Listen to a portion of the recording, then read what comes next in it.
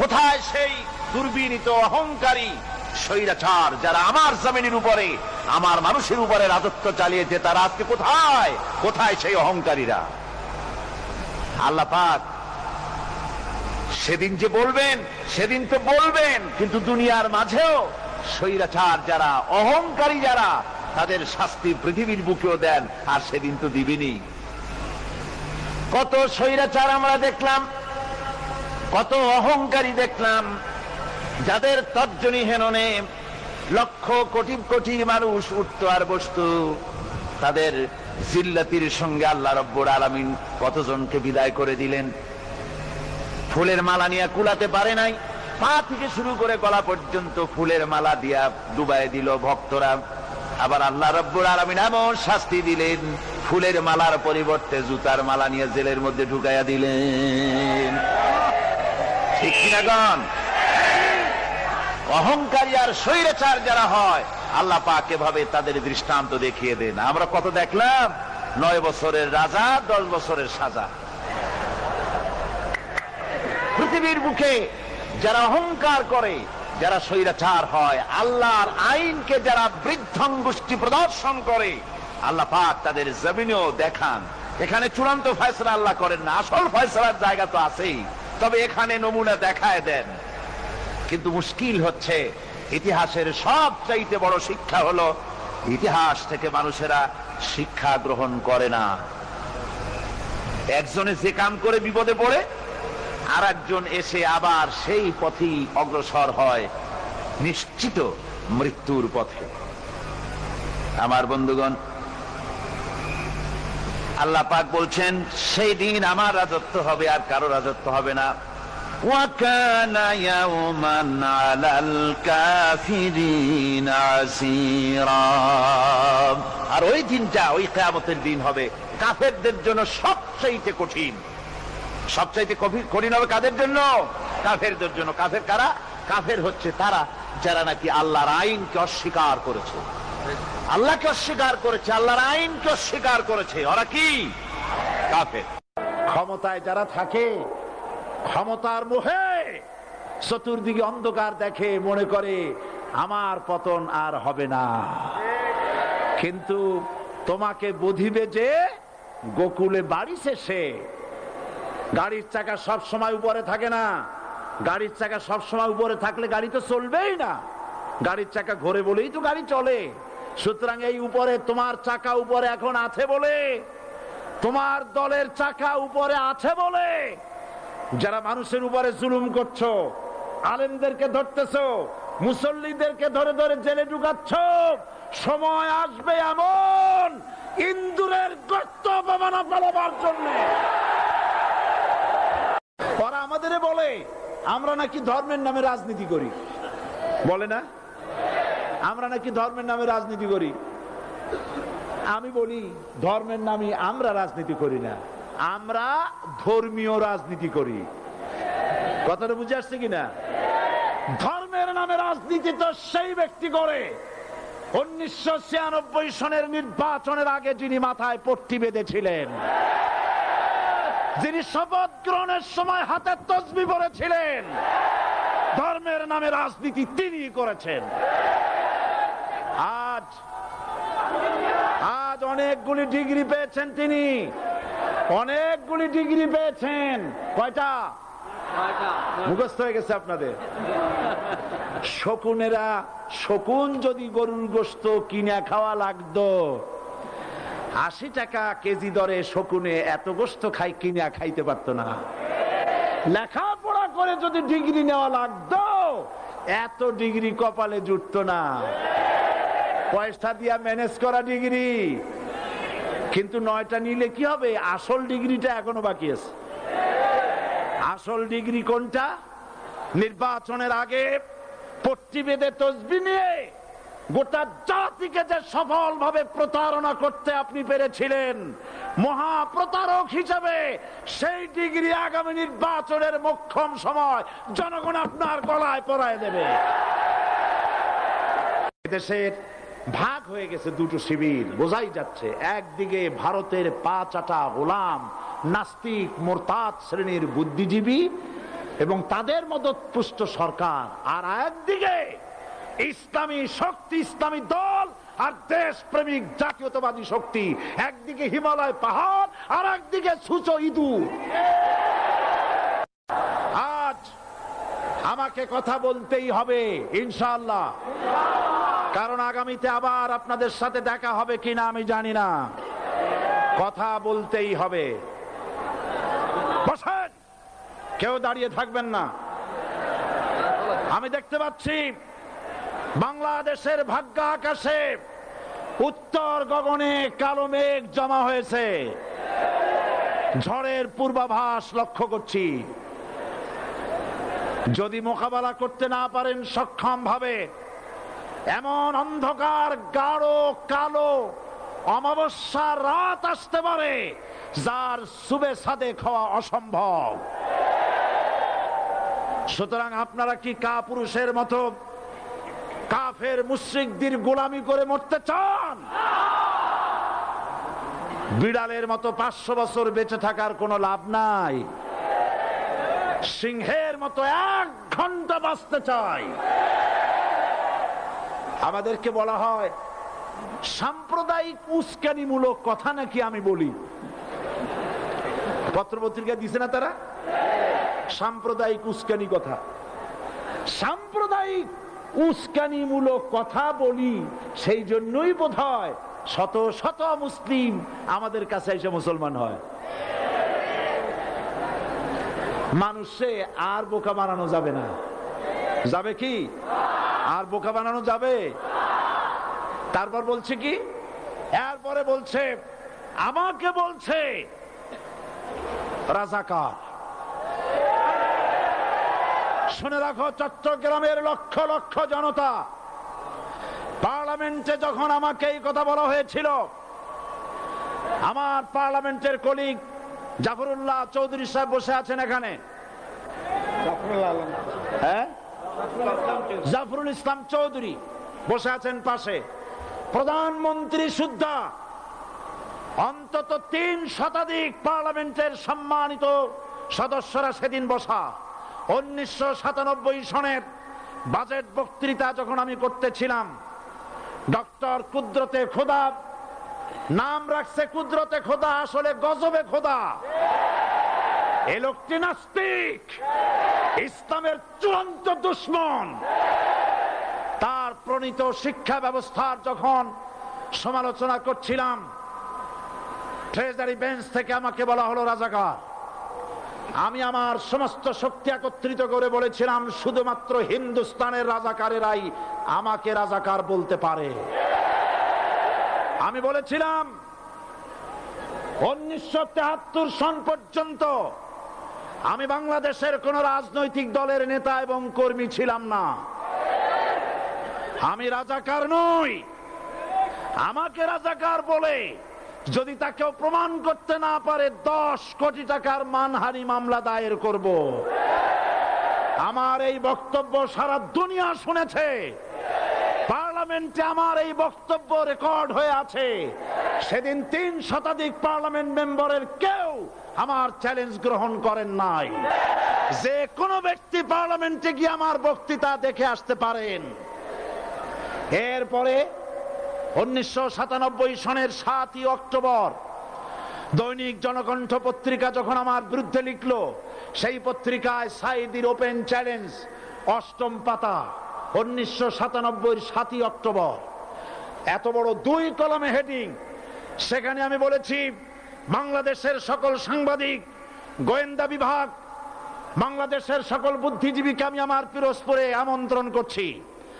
আমার উপস্থিতিতে যদি কেউ প্রমাণ করতে পারে বাংলাদেশের স্বাধীনতা যুদ্ধের বিরুদ্ধে আমার কোনো ভূমিকা ছিল, সজ্ঞানে স্বেচ্ছায় জাতীয় সংসদের সদস্য পদ থেকে পদত্যাগ করব।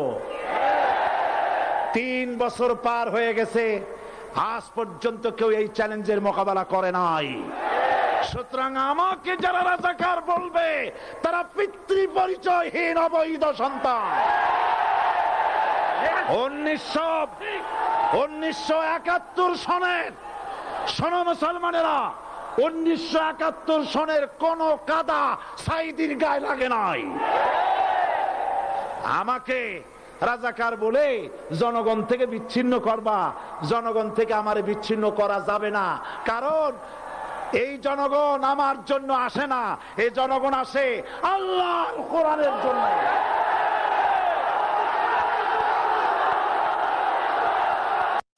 রাষ্ট্র শক্তি, তাদের হাতে অস্ত্রপাতি তো খুব শক্তি।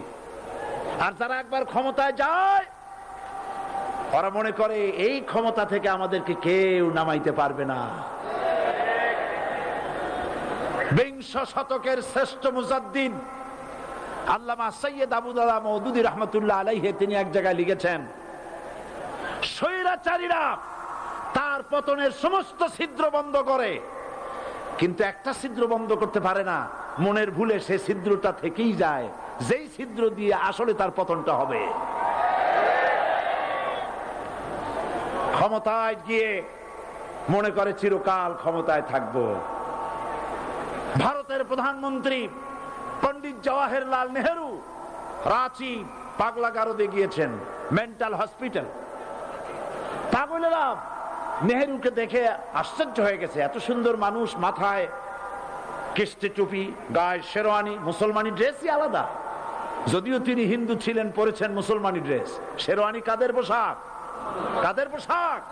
হাতে ছড়ি নিয়ে হাঁটা, স্টাইল করে, সুন্দর পাজামা, সুন্দর টুপি, সুন্দর সাজসজ্জা করে, মুসলমানদের ড্রেস। এই ড্রেস পরে তিনি গিয়েছেন, সবসময় যে ড্রেস তিনি পরতেন। পাগলেরা জিজ্ঞেস করছে, তুমি কে গো? উনি বলছেন, আমারে চেনো নাই? আমি ভারতের প্রধানমন্ত্রী পণ্ডিত জওয়াহরলাল নেহেরু। পাগলেরা বলছে, ও সেই কথা। আমরাও যখন এই হসপিটালে আসছিলাম এই তোমার মতো লম্বা লম্বা কথা আমরাও বলছি, থাকো আমাদের সাথে কিছুদিন, তোমার মাথাও ঠান্ডা হয়ে যাবে। ক্ষমতায় যারা থাকে, ক্ষমতার মোহে চতুর্দিকে অন্ধকার দেখে, মনে করে আমার পতন আর হবে না। যারা ইসলামের কথা বলে তারাই রাজাকার, তারাই মৌলবাদী। মৌলবাদী বললে আমরা অসন্তুষ্ট হই না, কারণ মৌলবাদী শব্দটা আসছে মূল থেকে। মৌল শব্দ এসেছে মূল থেকে। মূলবাদী তার মানে যারা মূলে আছে। মূল হলো কোরআন, মূল হলো হাদিস, মূল হলেন আল্লাহ, মূল হলেন আল্লাহ রসুল। আমরা আছি মূলে। এখন বলেন তো, মূলের শক্তি বেশি না আগার শক্তি বেশি? আমাদের যারা মৌলবাদী বলে ওরা হলো আগাবাদী। মূলে আছে কত কোটি? 12 কোটি। মূলে আছে কত কোটি? আর আমাদের যারা মৌলবাদী বলে, ওই থাকো গাছের আগায়, আমরা মূলে। লাভালাভি বেশি করবা না, 12 কোটিতে গাছের গোড়া আসতে নানা দেবে, মামু বাড়ি দিল্লি গিয়ে পড়বা, বাংলার জমিনে জায়গা হবে না। এ কথা বিশ্বাস করো। বাংলাদেশের মুসলমানদের শরীরে এক বিন্দু রক্ত থাকতে শয়তানের তৈরি করা ধর্ম নিরপেক্ষ মতবাদ বাংলার জমিনে কায়েম হতে দেওয়া হবে না, হবে না।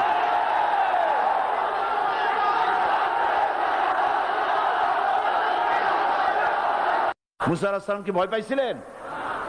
কারণ হচ্ছে এই দুশমনের শক্তিটা খুব বড়ই দেখা যায়, মনে হয় যেন অনেক বড় কি জানি কি।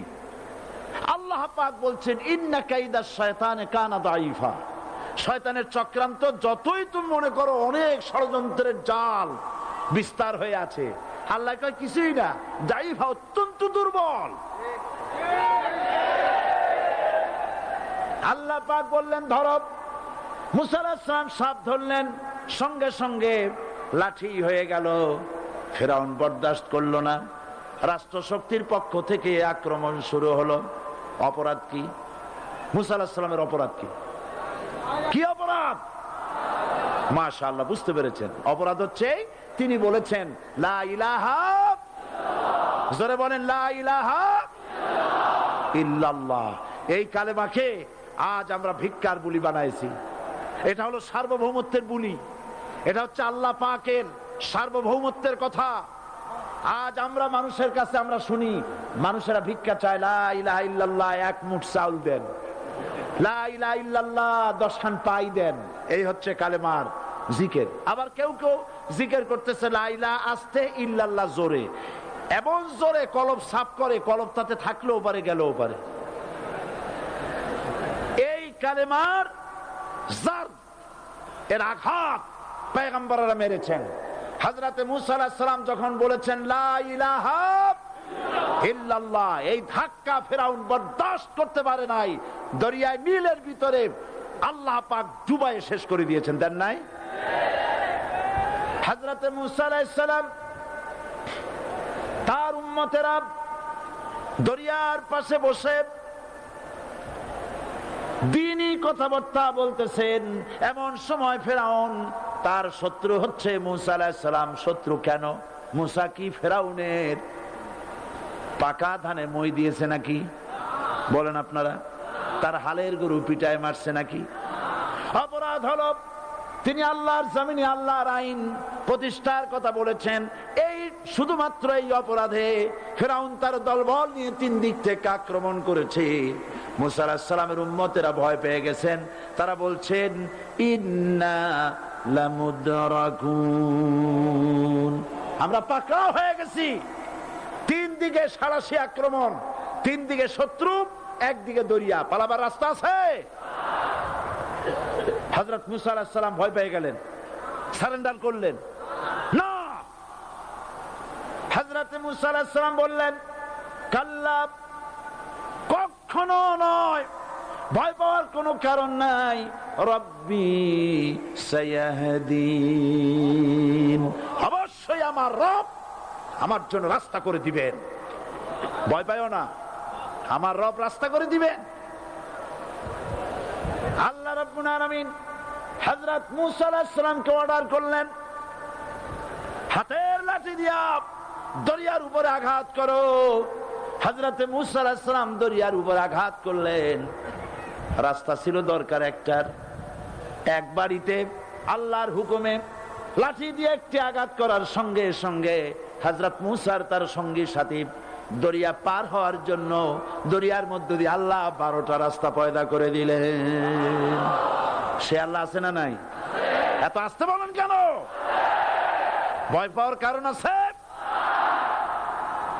রাষ্ট্র শক্তি বাধা দিয়েছে সমস্ত নবীদেরকে। কেন? নবীদের চরিত্র খারাপ?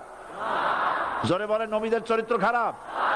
নবীদের চাইতে মাসুম বেগুনাহ উন্নত চরিত্রের মানুষ আল্লাহর আকাশের নিচের জমিনের উপরে আর হয় নাই। তোমরা যে সব নেতাদের পিছনে দৌড়াও, অমুকের সৈনিক, নেতা নেতা করে মরো, এইসব নেতা যাদের পিছনে দৌড়াও, এই নেতাগুলি, আমি জিজ্ঞেস করি আপনাদেরকে, এই নেতাগুলি জীবনে একবারও জেনা করে নাই? এ ব্যাপারে অনুসারীরা আপনারা কি নিশ্চিত? মিথ্যা কথা জীবনেও কয় নাই, প্রতারণা করে নাই, ঠাট্টা করে নাই, বিদ্রুপ করে নাই, মদ খায় নাই, মানুষ হত্যা করে নাই। কিসের নেতা? নেতা হচ্ছেন সেই ব্যক্তি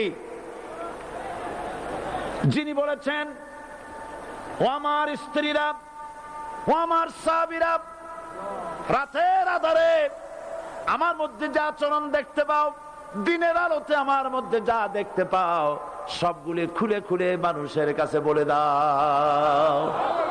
তার নাম বিশ্বনবী মুহাম্মদ রাসূলুল্লাহ সাল্লাল্লাহু আলাইহি ওয়াসাল্লাম।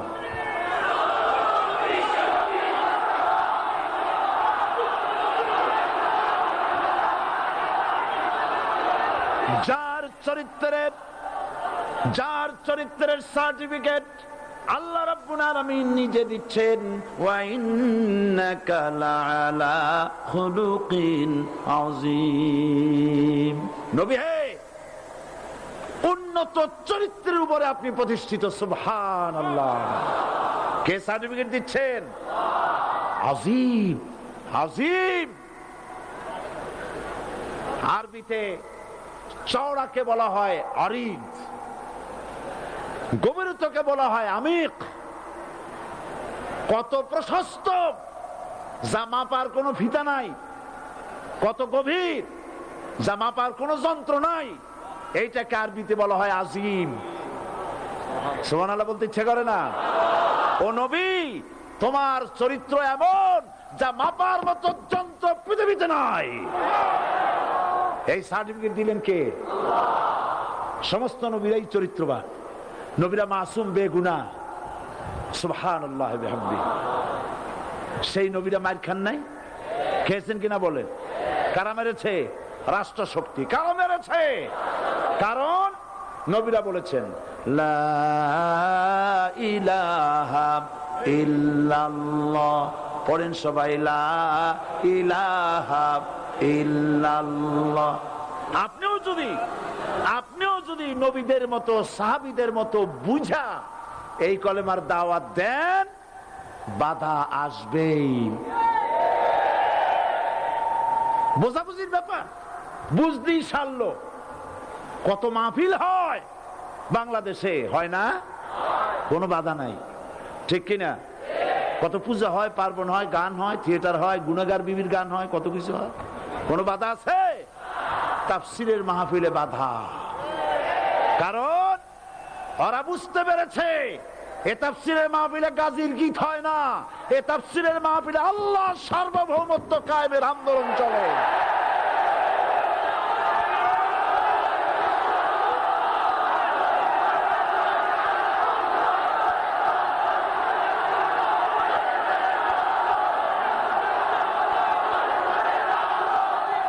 এবার দেখুন, এবার কলেমা বোঝেন, কালেমা বুঝুন। বঙ্গভবনের সামনে দাঁড়াইয়া, গণভবনের সামনে দাঁড়িয়ে আপনি যদি কালেমার জিকির করতে থাকেন, লা ইলাহা ইল্লাল্লাহ, লা ইলাহা ইল্লাল্লাহ, লা ইলাহা ইল্লাল্লাহ, লা ইলাহা ইল্লাল্লাহ, 2-1 ঘন্টা, 2-4 ঘন্টা, দেখবেন অফিসাররা এসে বলবে, না জানি কোন খাজা বাবা আসছে, আসেন আসেন, নিয়ে খাইতে দেবে, হাদিয়া দেবে। যেহেতু যিনি পড়তেছেন উনি বোঝেন না কি বলতেছেন, আর যারা দাওয়াত দিয়ে নিয়ে গেল ওরা টের পাই নাই যে কি শুনে দাওয়াত দিতেছে। কিন্তু আপনি যদি বঙ্গভবন, গণভবন, সেক্রেটারিয়েট আর পার্লামেন্ট এর ভিতরে ঢুকে যদি বলেন, কোন মানুষের তৈরি করা আইন মানি না, কোন সরকারের সার্বভৌমত্ব স্বীকার করি না, কারো বিধান মানি না, কারো তৈরি করা আইনের সামনে মাথা নত করি না, আল্লাহ ছাড়া কারো বিধান মানি না, হাদিয়া আসবে, খাইতে দেবে, পকেটে টাকা দেবে, খাওয়াবে এক জায়গায় নিয়ে। কোন জায়গায়? লাল দালানে। বোঝাবুঝি পয়গম্বরেরা দাওয়াত দিয়েছেন আয়াতুল কুরসি ফরজ নামাজ পড়িয়া। দেখছি অনেকেই জামার বুতাম টুতাম খুলিয়া তারপরে জোরে একটা ফু দেন। অসুবিধা নাই, ফু আপনি দেন, কিন্তু কি পড়ে ফু দিচ্ছেন আপনি কি বুঝছেন কিছু? সুবহানাল্লাহ। বুঝলি কি এই চেহারা হয়? এতগুলো মানুষ লাগে নাকি বিপ্লব করতে, কালেমার রস কায়েম করতে? 313 জন মুসলমান যথেষ্ট পৃথিবীতে।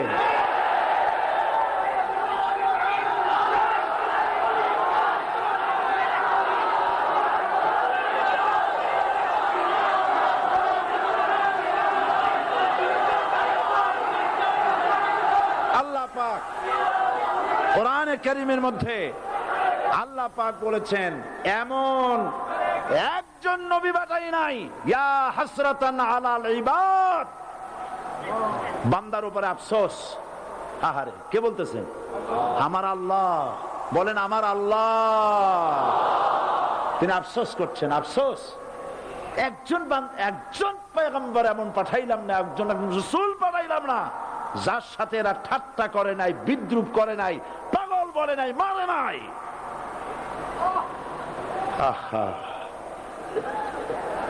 অপরাধ আল্লাহর সার্বভৌমত্ব প্রতিষ্ঠার অপরাধ। হযরত ইব্রাহিম আলাইহিস সালাম তিনি যখন এই কালেমার দাওয়াত দিয়েছেন নমরুদের বিরুদ্ধে, নমরুদ বলেছে, মান আশাদ্দু মিন্না কুওয়া, আমার চাইতে শক্তিশালী আর কে আছে? আনা রব্বুকুমুল আলা, আমি তোমাদের বড় প্রভু। নাউজুবিল্লাহ।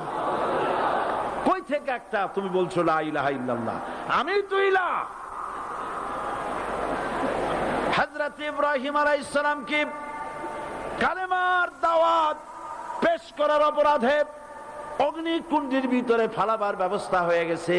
আল্লাহ পাক সব ঘটনা কোরআনে বলে দিয়েছেন কিনা বলেন? কেন বললেন এই সমস্ত কথা? এই জন্য বলেছেন, ফেরাউন মরে যাবে, নমরুদ মরে যাবে, কিন্তু তাদের প্রেতাত্মারা যুগে যুগে তারা বেঁচে থাকবে। আগুনের ভিতরে ভালাবার ব্যবস্থা হয়েছে।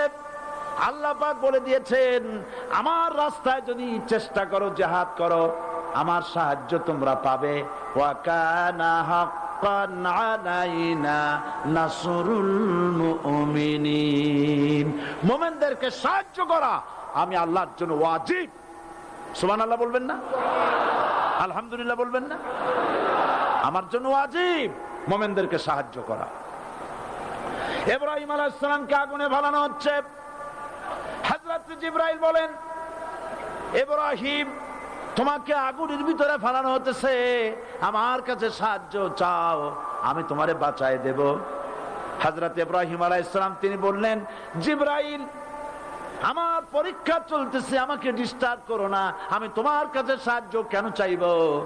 আমি তো এমন কোন অন্ধ আল্লাহর ইবাদত করি না যিনি তার বান্দার দুঃখ দুর্দশা নিজের চোখে না দেখেন। পরীক্ষা পাস করছে না? পাস করছেন কিনা?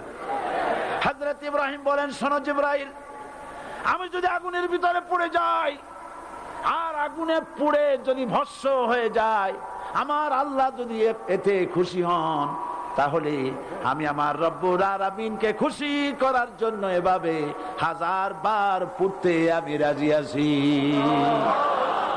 ইব্রাহিম আলাইহিস সালাম আগুনের ভিতরে পড়ে গেলেন। আল্লাহ রাব্বুল আলামিন আগুনের প্রতি নোটিশ করে দিলেন, ইয়া নারু কুনি বারদাও ওয়া সালামান আলা ইব্রাহিম, আগুন আমার ইব্রাহিমের জন্য শান্তিদায়ক, ঠান্ডা হয়ে যা। ইব্রাহিম আলাইহিস সালাম জ্বলছেন, পুড়ে গেছেন। নমরুদ তার প্রাসাদের ছাদে বসে ইব্রাহিম আলাইহিস সালামের পোড়া দৃশ্য দেখে আনন্দ করবে, আগুনের দিকে তাকায় দেখে ইব্রাহিম আরামে বসে আছেন। পোড়া তো দূরের কথা, জামাও পরে নাই। ও ডাক দিয়া বলে, রে আগুন, গোটা জাতি নিয়ে তোর পূজা করলাম, আমার দুশমন কেন জ্বালাইতে পারিস না? তোর জ্বালানো শক্তি কি নষ্ট হয়ে গেছে নাকি? আগুনের ভিতর থেকে আওয়াজ বেরিয়ে এলো, নমরুদ, আমার ভিতরে দাহ্য শক্তি, জ্বালানো শক্তি আছে কি নাই যদি প্রমাণ করতে চাও, টেস্ট করতে চাও, তুই নিজে আয়, তোরে সুদ্ধা তাম দুনিয়া জ্বালাই দিতে পারি, ইব্রাহিমের এক গাছা পশম জ্বালাইতে পারি না। বিশ্বকবি আল্লামা ইকবাল কি সুন্দর করে বলেছেন, আজ ভি হো জু ইব্রাহিম কা ইমা पैदा आग कर सकती है एक अंदाजे गुलिस्तां पैदा। ইব্রাহিমের ঈমান যদি আজও কোথাও হয় বিদ্যমান, করতে পারেন অগ্নিকুণ্ডে খুবসুরত এক গুলিস্তান। এখনো যদি ইব্রাহিমের সন্তানদেরকে আগুনের মধ্যে ফেলে দেওয়া হয়, আর ইব্রাহিম ঈমান যদি থাকে, আগুনকে ফুলের বাগান বানাবার ক্ষমতা আল্লাহর আছে। চিরকাল আল্লাহ পাক এই কালেমাকে দিয়েছেন আল্লাহর সার্বভৌমত্বকে প্রতিষ্ঠা করার জন্য। আয়াতুল কুরসি শুধু পড়ে বুকে ফু দেওয়ার জন্য নয়। পড়েন আমার সাথে, আল্লাহু লা ইলাহা ইল্লা হুয়াল হাইয়ুল কাইয়্যুম। দুনিয়ার সমস্ত পয়গম্বর অত্যাচারিত হলেন, শুধু তাই নয়, বিশ্ব নবী আখিরি জামানার পয়গম্বর নবী মুহাম্মদ রাসূলুল্লাহ সাল্লাল্লাহু আলাইহি ওয়াসাল্লাম জাতির কাছে আসলেন। তিনি এসে বললেন, ইয়া আইয়ুহান নাস কুলু লা ইলাহা ইল্লাল্লাহ। প্রথম দাওয়াত, প্রথম দাওয়াত। শুনছেন কথা? রাসূলুল্লাহ বলছেন, ও জাতি, আমার রাসূল তো মক্কার রাসূল না শুধু, মদিনার রাসূল না শুধু, আরবি ভাষা ভাষীদের রাসূল না শুধু, আমার নবী কি নবী? চিল্লায় বলেন। তাই তিনি বলেছেন, ও বিশ্বের মানবতা, বিশ্বের মানব গোষ্ঠী, যদি মুক্তি পেতে চাও, নাজাত পেতে চাও, উচ্চারণ করো, বিশ্বাস করো, আমল করো, বলো লা ইলাহা ইল্লাল্লাহ। জোরে পড়েন লা ইলাহা ইল্লাল্লাহ, লা ইলাহা ইল্লাল্লাহু মুহাম্মাদুর রাসূলুল্লাহ। আবু জাহেল বুঝছিল কলেমার অর্থ? কথা বলেন না কেন? আবু জাহেল বুঝছিল? উতবা, সাইবা, মুগিরার গোষ্ঠীরা বুঝছিল? বুঝেছে। তারপরে তারা চিন্তা করলো যে সর্বনাশ তো করছে, লা ইলাহা, কোন ইলাহা নাই, আইনদাতা নাই, বিধানদাতা নাই, তাহলে আমরা কি ঘরে বসে বসে কি করব? উনি নতুন একজন ইলাহ নিয়ে আসছে, আল্লাহ ছাড়া কোন ইলাহ নাই, তাহলে আমাদের কাজটা কি? প্রথমে তারা চেষ্টা করলো যে একটু দেখি নরম নরম ভাবে হয় নাকি। চলে গেল আবু তালেবের কাছে, আসে না দিছে, বললো আবু তালেব তুমি তো কুরাইশদের নেতা, তোমার ভাইয়ের ছেলে কয়টাই কি? কি আশ্চর্যজনক কথা, লা ইলাহা ইল্লাল্লাহ, আল্লাহ ছাড়া কোন ইলাহ নাই, তা আমরা করবো কি? তোমার ভাতিজাকে বুঝাও লা ইলাহা ইল্লাল্লাহর দাওয়াত বন্ধ করে দিক, এর বিনিময়ে টাকা লাগে টাকা দেব, সোনা লাগে সোনা দেব, যত সুন্দরী মেয়ে চায় তাও দেব, নেতৃত্ব চায় তাও দেব, তবু যেন কালেমার দাওয়াত না দেয়। আসিনে কা হাদিসে আছে কিনা? নবীজি যখন বাড়ি ফিরলেন, চাচা আবু তালেব নিজের কলিজার টুকরা সন্তান হযরত জাফর আলীর চাইতে তিনি ভালোবাসতেন কলিজার মতো করে মুহাম্মদ সাল্লাল্লাহু আলাইহি সাল্লামকে। বলছে বাবা এমন কথা কেন বলো যাতে লোকেরা খেপে যায়, এই কথাগুলি বলো না, ওরা আমার কাছে এই সব প্রস্তাব দিয়ে গিয়েছে। রাসূলুল্লাহ প্রস্তাব শুনে এগ্রি করলেন? জি। আমার নবী বলেন, ও আমার চাচা আবু তালেব প্রস্তাবকারীদেরকে শুনিয়ে দিন। হুজুরের সাথে তখন অনেক লোকজন নাকি, অনেক অস্ত্রপাতি, কিচ্ছু নাই, আল্লাহর শক্তি ছাড়া কিছুই না। আমার নবী বলেন, ও আমার চাচা আবু তালেব প্রস্তাবকারীদেরকে শুনিয়ে দেন, যেটা দেওয়া সম্ভব সেটা তো দূরের কথা, যেটা দেওয়া সম্ভব নয় তাও যদি তারা দিতে পারে আমারে, যেমন আকাশের সূর্যটা ধরে এনে ওরা যদি আমার ডান হাতে তুলে দেয়, আকাশের পূর্ণিমার চাঁদটা ধরে যদি বাম হাতে আমার তুলে দেয়, এর বিনিময়ে এক মুহূর্তের জন্য তাওহীদের দাওয়াত আমি বন্ধ করে দেব না। সুবহানাল্লাহ। এই পৃথিবীতে নবী রাসূলগণের আগমন ঘটেছিল, উদ্দেশ্য ছিল এই আল্লাহর জমিনে আল্লাহর মানুষের উপরে আল্লাহর বিধান কায়েম করা, এটাই ছিল নবীদের আগমনের উদ্দেশ্য। আর শয়তানের আগমনের উদ্দেশ্য ছিল আল্লাহর বিধানের পরিবর্তে ধর্ম নিরপেক্ষ মতবাদ কায়েম করা। এজন্যে পৃথিবীর কোন নবী কোন রাসূল ধর্ম নিরপেক্ষ ছিলেন না, সবাই ছিলেন ধর্মের পক্ষে। রাসূলুল্লাহর অসংখ্য সাহাবীদের মধ্যে একজন সাহাবীও ধর্মের ব্যাপারে নিরপেক্ষ ছিলেন না। গোটা বিশ্বের সমস্ত মুহাদ্দিস, মুফাসসির এবং বড় বড় ওলামা, পীর বুজুর্গ, এমন একজন লোক পাওয়া যাবে না যিনি ধর্মনিরপেক্ষ মতবাদের অনুসারী ছিলেন। তাই ধর্মনিরপেক্ষ মতবাদের অনুসারী হওয়ার অর্থই হচ্ছে পবিত্র কোরআন হাদিসের সরাসরি অমান্য করা এবং আল্লাহ ও তার রাসূলের সাথে বিদ্রোহ ঘোষণা করার শামিল। ধর্মনিরপেক্ষ মতবাদ শয়তানের আবিষ্কৃত মতবাদ বলেই দুনিয়ার অধিকাংশ ইহুদি, খ্রিস্টান, মুশরিকরা এই মতবাদের অনুসারী। ইসলাম সম্পর্কে অনভিজ্ঞ পৃথিবীর কিছু কিছু মুসলিম দেশের কিছু কিছু নামধারী মুসলমান ধর্মনিরপেক্ষ মতবাদের ষড়যন্ত্রে পা দিয়েছে। আল্লাহ তাদেরকে রক্ষা করুন। আমরা বলি আমিন, সবাই বলি আমিন। বিশ্বের সমস্ত বিধানগুলোতে সেকুলারিজম, ধর্মনিরপেক্ষ মতবাদের অর্থ করা হয়েছে ধর্মহীনতা এবং ধর্ম বিরোধিতা। এর বাস্তব দৃষ্টান্ত আমরা দেখতে পাই বর্তমান যে সরকার আছে, তাই সেই সরকারের আমলের ভিতরে আমরা এই জিনিসটা দেখতে পাই। সত্য কিনা বলেন? সত্য কিনা বলুন? এই দলটির নাম ছিল আওয়ামী মুসলিম লীগ। এই দলটির নাম ছিল কি? আওয়ামী মুসলিম লীগ। তখন তারা নারায়ে তাকবীর, আল্লাহু আকবার ধ্বনি দিত, স্লোগান দিত, কিন্তু ধর্মনিরপেক্ষ মতবাদ দলীয় আদর্শ হিসাবে গ্রহণ করার কারণে নারায়ে তাকবীর, আল্লাহু আকবার এই স্লোগান তারা বর্জন করেছে। 1972 সনে যখন তারা ক্ষমতায় এলেন, তখন সংবিধানের শিরোনামে মুসলিম প্রথা সিদ্ধ বিসমিল্লাহির রহমানির রহিম তারা পরিত্যাগ করেছিল। সমস্ত বিশ্ববিদ্যালয়ের মনোগ্রাম থেকে ইকরা বিসমি রব্বিকাল্লাযী খালাক রব্বি জিদনি ইলমা এটাকে তারা বাদ দিয়েছিল।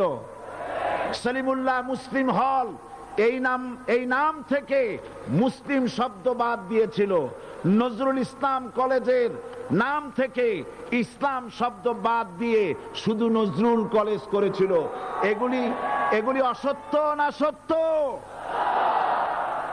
বর্তমান এই সরকার ধর্মনিরপেক্ষ হওয়ার কারণে ইসলাম এবং মুসলিম বিদ্বেষী, তার অসংখ্য প্রমাণ এই জাতির কাছে রয়েছে।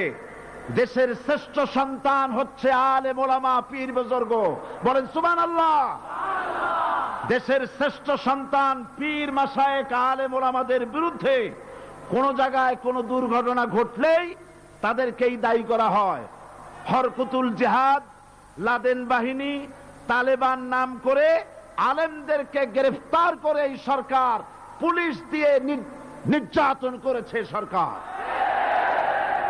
একথা সর্বজনবিদিত যে সন্ত্রাস এবং হত্যা ধর্ষণের 90% অনুষ্ঠিত হয় কলেজ বিশ্ববিদ্যালয় পড়ুয়াদের মধ্য থেকে। আর চরিত্র সৃষ্টির শ্রেষ্ঠ কারখানা মাদ্রাসাগুলি এই সরকার একটা একটা করে বন্ধ করার পরিকল্পনা গ্রহণ করেছে। মাদ্রাসা শিক্ষাকে সংকুচিত করে ফেলছে। শুধু তাই নয়, দেশে অসংখ্য ভালো মন্দ পত্রিকা আছে, আরো রয়েছে ফুটপাতের অসংখ্য অশ্লীল ম্যাগাজিন, পর্ণ পত্রিকা। দেশের অধিকাংশ জাতীয় দৈনিকগুলো হিন্দুস্তানের টাকায় পরিচালিত এবং এগুলি হচ্ছে ইসলামের চরম বিদ্বেষী। সরকার সেগুলিরই পৃষ্ঠপোষকতা করছে, আর্থিক সাহায্য দিচ্ছে, বিজ্ঞাপন দিচ্ছে। আর অন্যদিকে এদেশের মুসলিম জাতিসত্তার প্রতীক, স্বাধীনতা, সার্বভৌমত্ব, অখণ্ডত্বের অতন্দ্র প্রহরী, জননন্দিত 12 কোটি মুসলমানের কলিজার সাথে সম্পর্ক দৈনিক ইনকিলাব পত্রিকাকে বন্ধ করার ষড়যন্ত্র হিন্দুস্তানের গোলাম সরকার হাতে নিয়েছে।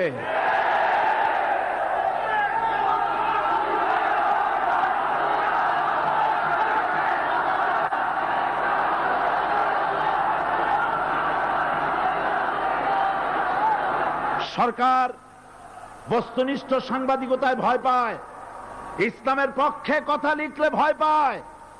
এজন্য তারা দৈনিক ইনকিলাব এবং তার পরিবারের গায়ে হাত দেওয়ার প্রস্তুতি নিয়েছে। দৈনিক ইনকিলাবের সম্পাদকের গায়ে যদি হাত দেওয়া হয়, ইনকিলাব যদি বন্ধ করে দেওয়া হয়, সারা বাংলাদেশ অচল হয়ে যাবে।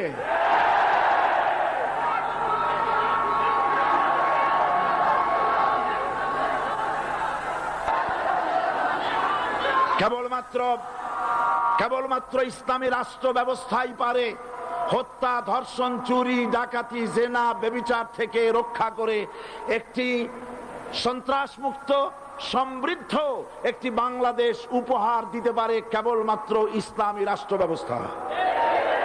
সুতরাং অবস্থা দৃষ্টে মনে হয় এরা যদি আরেক আল্লাহ না করুন, বলেন আল্লাহ না করেন, আল্লাহ না করেন, আল্লাহ না করেন, এরা যদি আরেকটাবার ক্ষমতায় যেতে পারে, 72-এর সংবিধানকে পুনরুজ্জীবিত করে ধর্মনিরপেক্ষ মতবাদ কায়েম করবে, সেজন্য আজ গোটা তাওহীদবাদী মুসলমানদেরকে জানতে হবে ধর্মনিরপেক্ষ মতবাদ একটি কুফরি মতবাদ। ওলামারা আমাকে সাক্ষী দেন, ধর্মনিরপেক্ষ মতবাদ কুফরি মতবাদ কিনা। এই কুফরি মতবাদকে বাংলাদেশের মাটিতে যাতে কার্যকরী করতে না পারে তার জন্য গোটা তাওহীদি জনতা রুখে দাঁড়ান। আল্লাহ পাক সে তৌফিক গোটা জাতিকে দান করুন বলে আমিন। এবার আসুন কোরআনে কারীমের যে কথাগুলি আমরা আলোচনা করতে চাই, আপনাদের সামনে সূরা বাকারার 255 নম্বর আয়াত আমি তেলাওয়াত করে গত 2 দিন আলোচনা করেছি। আজকে আসেন সেই যেখান থেকে শেষ করেছিলাম সেখান থেকে আলোচনা শুরু করে যাক। সবাই আমার সাথে পড়েন, আউযু বিল্লাহি শাইতানির রাজিম, বিসমিল্লাহির রাহমানির রাহিম।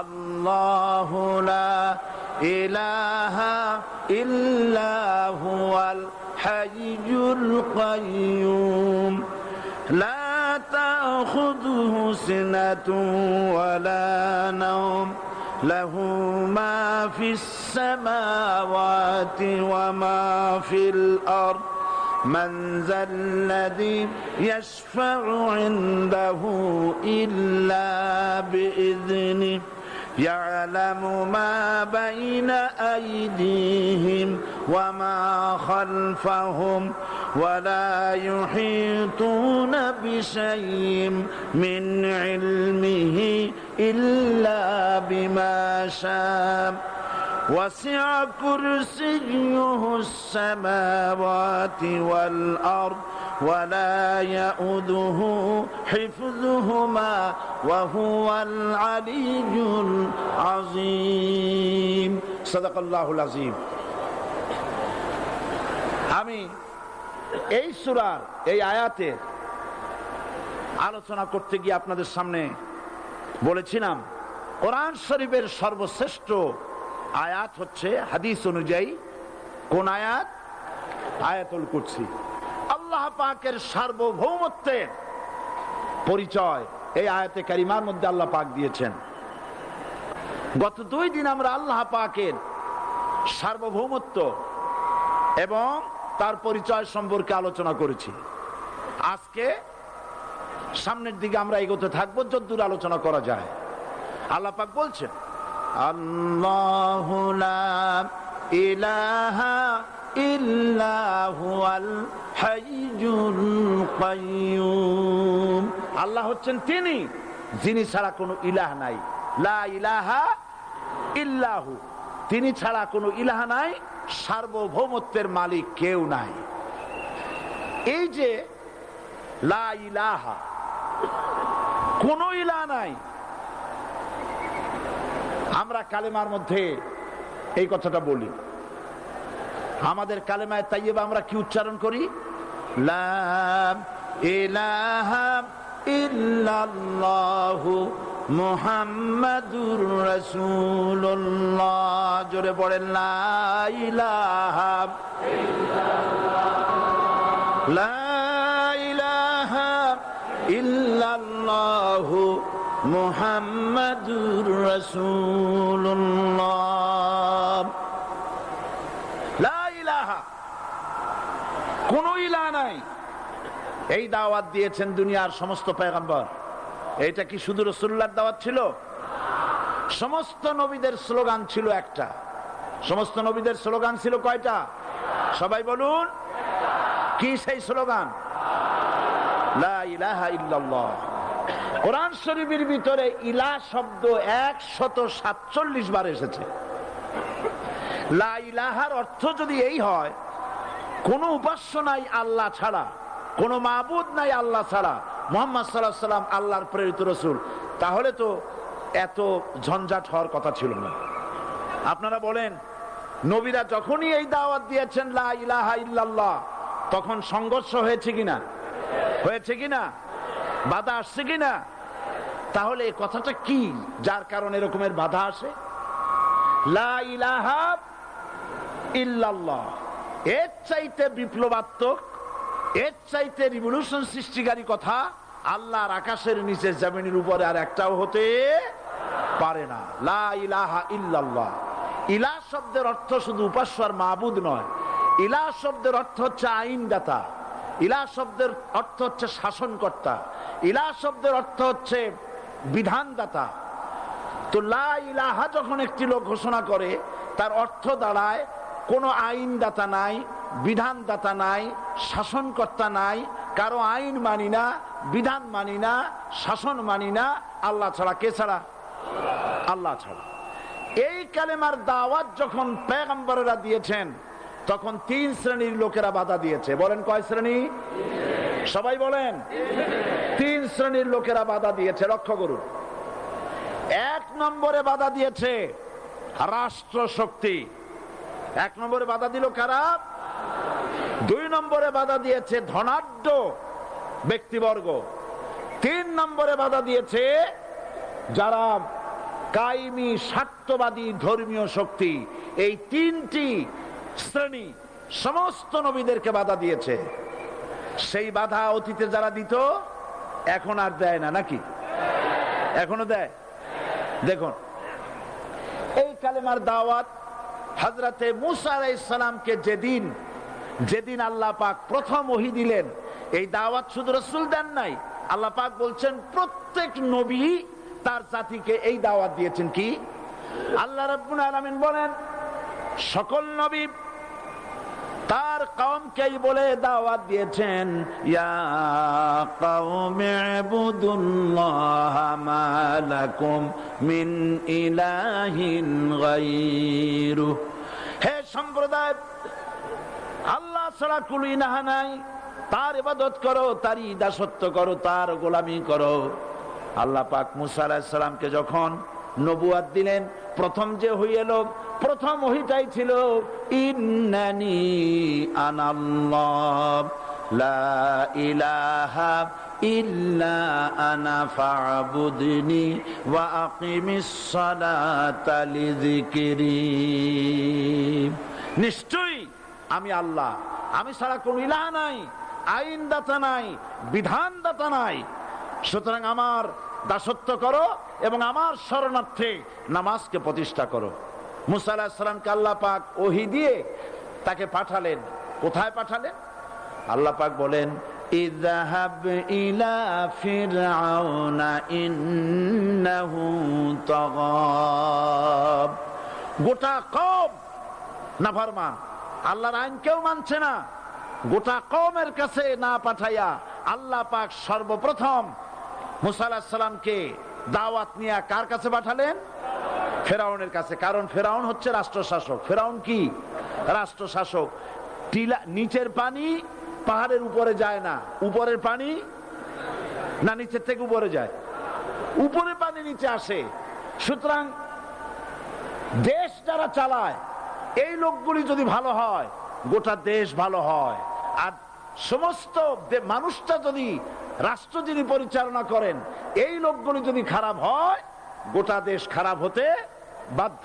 এই জন্য আল্লাহ পাক বলছেন, সর্বপ্রথম তুমি ফেরাউনের কাছে যাও এবং এই কালেমার দাওয়াত দাও।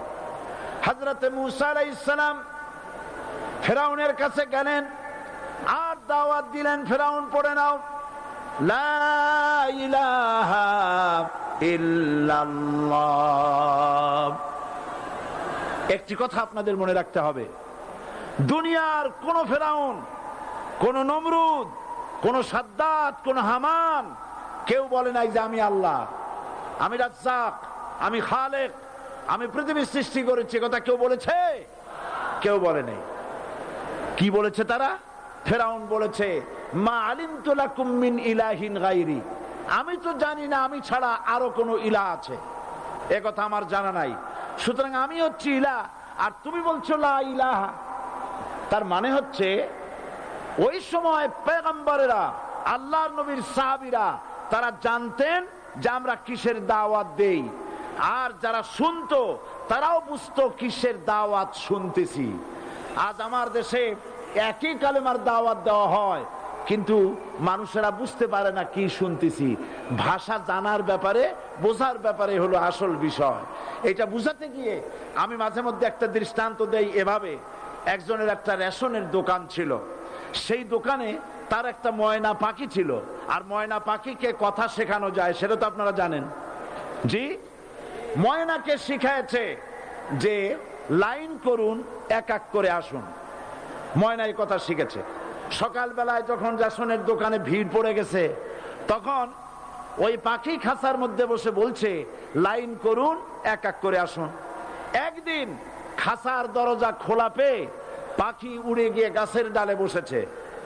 আশেপাশে যত পাখি ছিল তারা চিন্তা করলো, এই রকমের পাখি তো কখনো দেখি নেই। ময়না তো দেখতে কাকের মতো না, শালিকের মতো না, দেখতে একটা ভিন্ন রকম। ওরা এসে চতুর্দিক থেকে এই নবান্ত, এই যে নতুন এসেছে, ওরে ঠোকরানো শুরু করেছে চতুর্দিক থেকে। ঠোকরানি খেয়ে ময়না বলতেছে, লাইন করুন, এক এক করে আসুন। এখন ময়না তো বোঝে না যে কি বলতেছি, আর যে পাখিরা ঠোকরাচ্ছে তারাও তো বোঝে না যে কি শুনতেছি। ময়না যদি বুঝতো যে আমি কি বলি, সবাই মিলে ঠোকরায়, তাই জান বাঁচে না। লাইন করে ঠোকরাইনি তো কলজে যাবে, সব ঠোঁটে ঠোঁটে চলে আসে, বুঝে নাই। আমাদের অবস্থা তাই হয়েছে। এই যে আপনারা এখানে দাঁড়াইছেন কেন? যারা যেখানে দাঁড়ায় বসা মানুষেরা অনুরোধ করে বসায় দেন।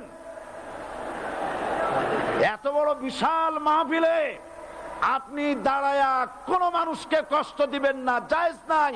মুসলমানদেরকে কষ্ট দেওয়া কবিরা গুনাহ। বুঝতে পেরেছেন?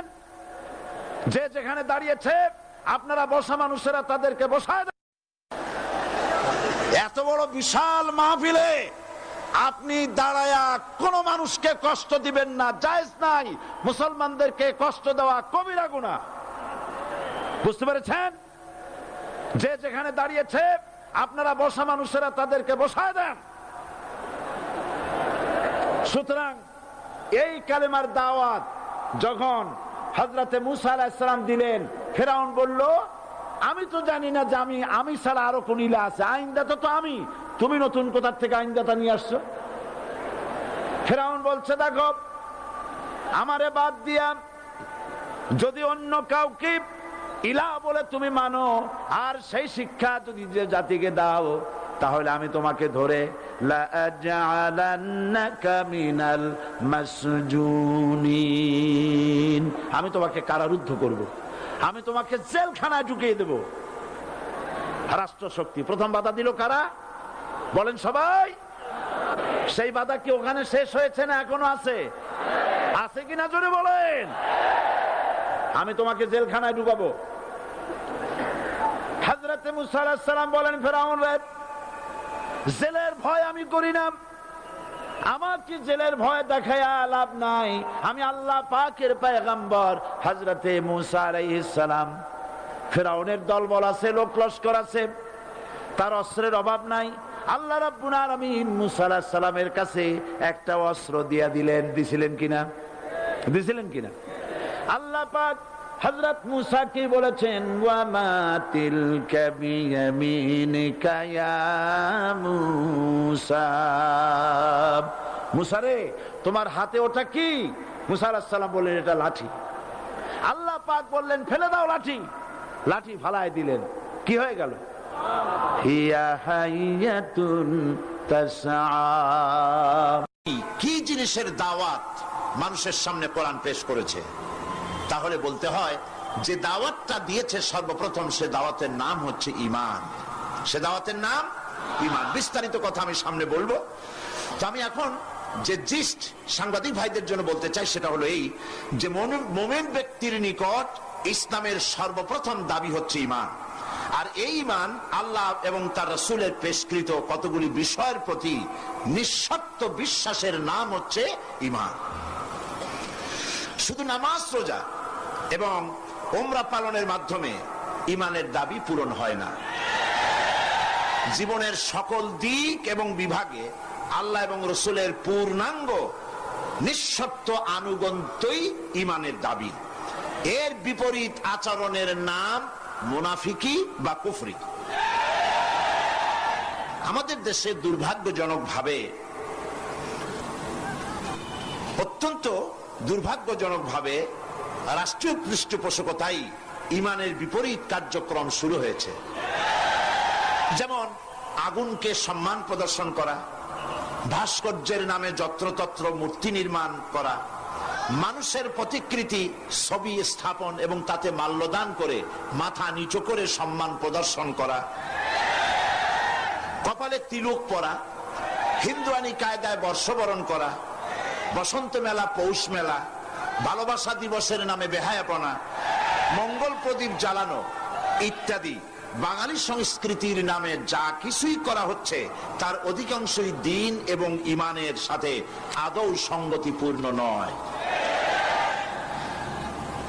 আমরা লক্ষ্য করেছি দেশে যেটা হচ্ছে সেটা হচ্ছে হজ এবং উমরার নামে আমাদের নেতৃবৃন্দ এবং সরকারের উচ্চ পর্যায়ের ব্যক্তিবর্গ হজ এবং উমরায়ের নামে মক্কা মদিনা গমন করেন, কিন্তু দাদা বাবুদেরকে খুশি করার জন্য গয়া, কাশী বা শান্তিনিকেতন থেকে সংস্কৃতি আমদানি করেন। এটা আর যাই হোক, এর নাম মুসলমানি নয়, এর নাম হচ্ছে সুস্পষ্ট মুনাফিকি।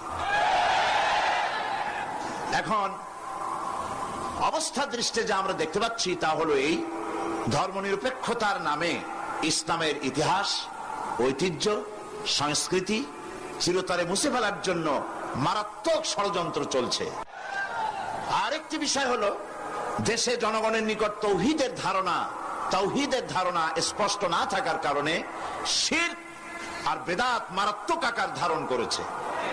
সবের নিয়তেই লোকেরা অজ্ঞতাবশত শিরক করছে, পীর পূজা, মাজার পূজা, আস্তানা পূজা করে মানুষ তাদের ঈমান নষ্ট করছে।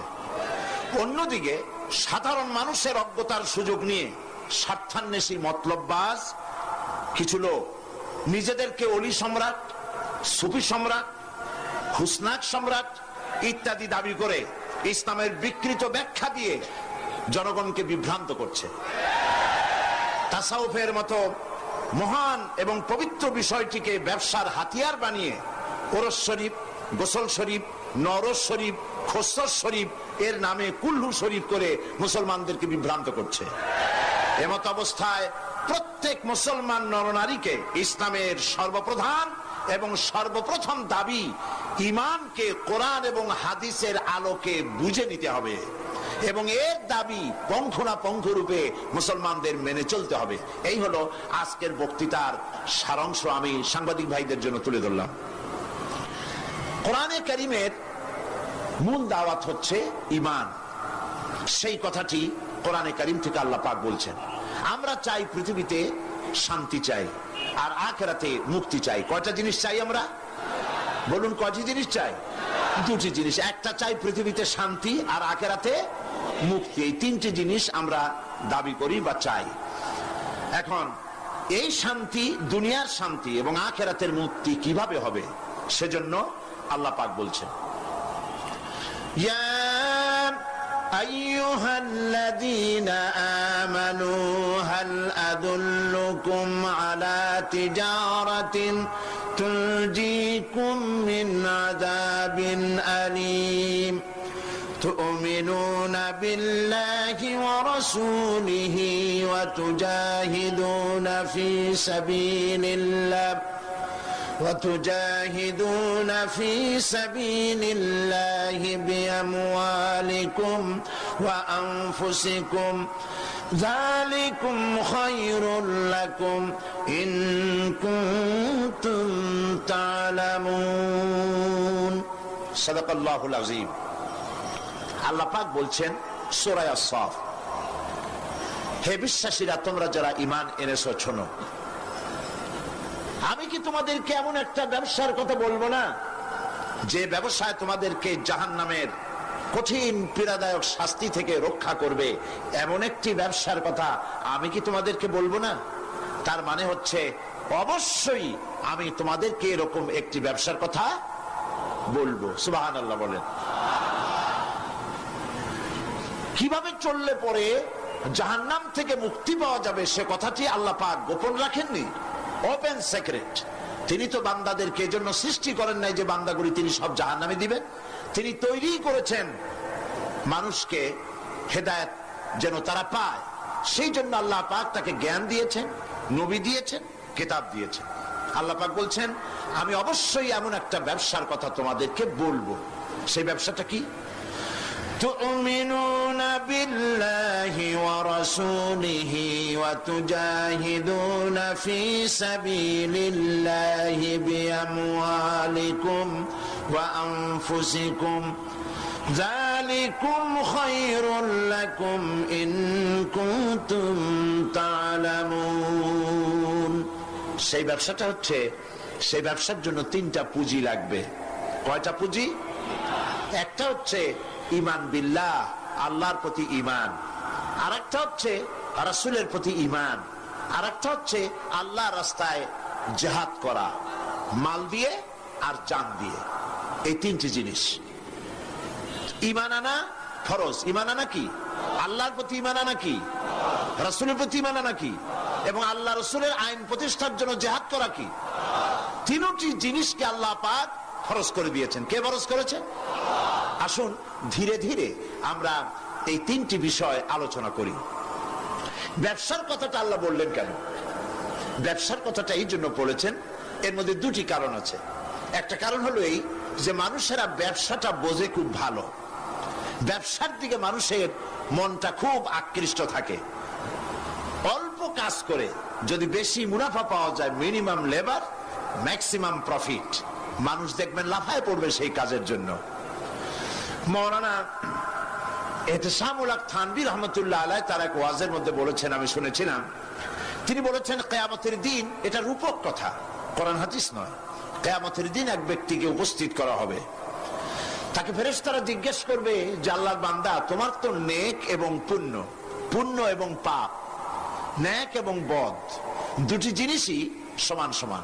এখন বলো তুমি কোথায় যাবা? তুমি কি বেহেশতে যাবা না তুমি দোজখে যাবা?